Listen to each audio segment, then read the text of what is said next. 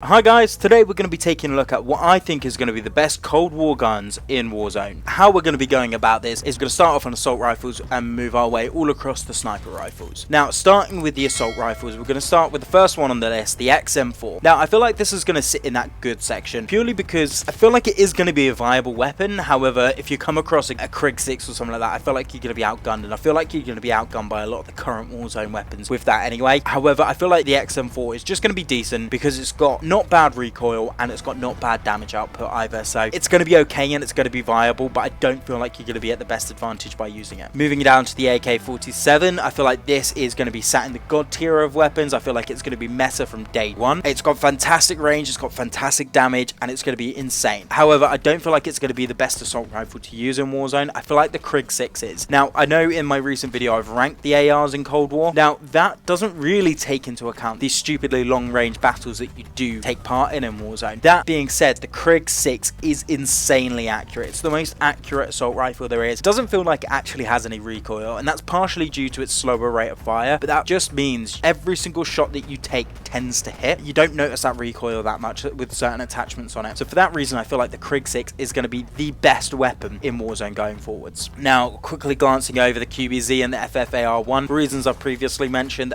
both got too much recoil. They're not going to be any use in Warzone. If you are enjoying this video, don't forget to hit that like and subscribe button. You'll see plenty more content like this. Really going to be diving into the Warzone aspect as soon as Cold War gets integrated into it as well. Now let's carry on with the video. Moving on to submachine guns. Now, the MP5 I feel like is going to be a good to god tier weapon. It's really good, but I feel like the first initial couple of nerfs that it got in Cold War, I feel like that's just going to bring it down a little bit. So we'll have to wait and see on that one, but I just don't feel like it's going to be as good as another option that you have in the SMG section. Moving on to Milano, trash, don't even bother with it. The AK-74U is where I feel like is going to be your best SMG option. Now, that's because it's a fantastic weapon in the sense that it's a really good all-rounded submachine gun. It's great, it's got high damage output, it's pretty accurate as well, and I feel like it's going to be really good in Warzone. Just as a secondary weapon, bear in mind, I feel like this is definitely going to be the meta. That or the shotguns, depends whether the shotguns are going to fall into the primary or the secondary weapons in Warzone. If they fall into the secondary, I feel like for the best part, SMGs might fall off the face of the earth a little bit because the Gallo and the Hauer are both really strong. Moving on to the KSP, that's trash, don't even bother, it's not going to be any use in Warzone. And then the Bullfrog I feel like could be pretty viable as well. I don't feel like it's going to be as strong as the other two previously mentioned that are really good. I feel like it could be viable and it could be usable, but I just don't feel like it's going to be the strongest as it hasn't got the best DPS. Moving on to the tactical rifles. Now, this one's going to be a little bit more difficult for me to go through because there's two of the tactical rifles I simply haven't used, but I have seen a lot of people use them. I feel like I've got a bit of an understanding about the weapons, but let's launch into it. So the Type 63,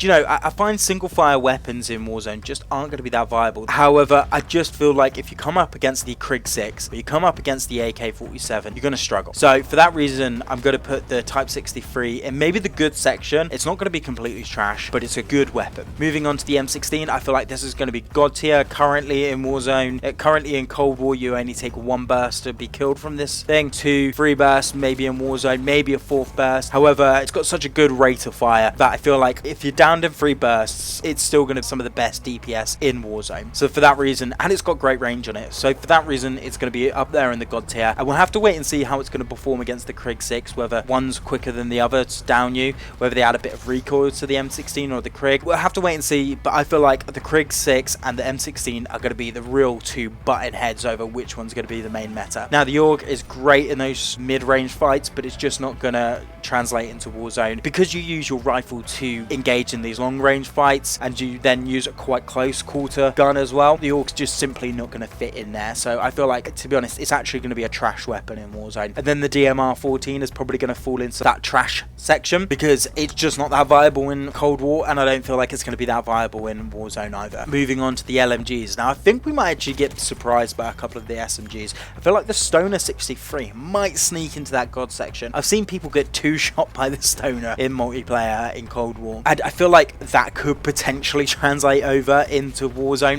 Obviously not a 2 shot, but you know, if we're talking maybe what, 5-6 shots from this thing at most to get downed, that's going to be crazy, you know. But fully plated up, you're going to nail someone so quick. I feel like, to be honest, 3 or 4 shots might be where it's at, so we're going to have to wait and see, but it's going to be really interesting. Now, the RPD, I feel like it's going to fall into the maybe good section because it's just not as good as the Stoner, if we're honest. If you're using an LMG, you're using it to hold down certain areas and use it at a bit of range, covering fire and things like this. And I just feel like it's just not as good as the Stoner 63, so I feel like it's not going to be that great. And the M60 is pretty trash anyway, so it's just going to fall in that trash section. Now, moving on to the sniper rifles, this is where it's going to get really interesting. We're going to see if any one of these are going to throw off the current thrones of Warzone, that being the Kar 98 being the most generally agreed most popular sniper rifle, and then the SPR, like the second most popular sniper rifle. I feel like the Pellington 703 is going to really butt heads with that Kar 98. It's actually a proper sniper rifle as opposed to a tactical rifle being made into a sniper rifle, and I feel like, you know, it has that possibility to really get up there. I feel like the LW3 Tundra as well. Personally, I preferred using the SPR just because it fitted my playstyle a little bit more in Warzone. So I feel like that LW3 is going to be the equivalent of that in Warzone. So I feel like we might see two new